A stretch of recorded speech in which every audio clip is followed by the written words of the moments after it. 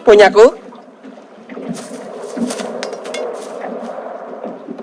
Oke, jangan bergerak dengan tiba-tiba. Masuklah ke dalam mulutku. Kalau kau ingin selamat.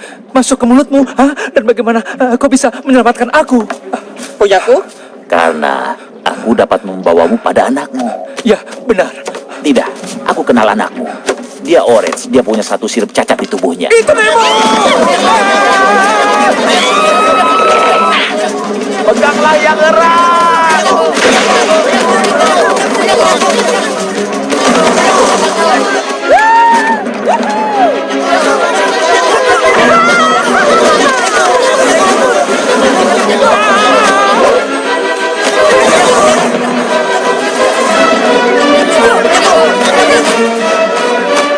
Semuanya berpegangan. Punyaku.